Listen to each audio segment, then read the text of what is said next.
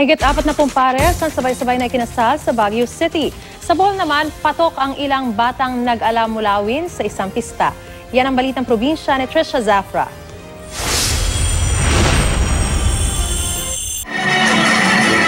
Bumida sa Sinuog Estocada Festival sa Bohol ang mga batang nagbihis mulawin. Maging ang mga turista, giliw na giliw sa magandang costume ng mga bata. May ilan pa ngang nagpa-picture sa kanila.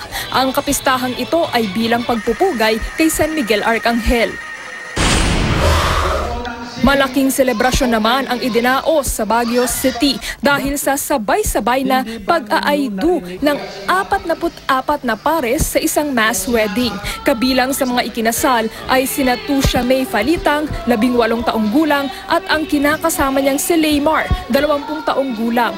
May isa na silang anak pero mas masaya raw silang legal na ngayon ang kanilang pagsasama. Pinakamatanda naman sa mga ikinasal ay ang 5 taon nang nagsasamang sina Paul Filyig, 54 na taong gulang, at Esther Peterig, 45 taong gulang. Tumayong ninong ng mga ikinasal si Mayor Mauricio Domogan.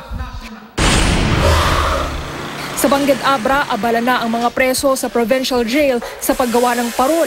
Ngayon pa lang daw kasi, marami na ang umu-order sa kanilang mga ahensya ng gobyerno at eskwelahan. Ilan sa mga parol ay ginagawa nila gamit ang lokal na produktong kawayan ng Abra. Suportado ng lokal na pamahalaan ng Abra ang proyektong ito ng mga preso.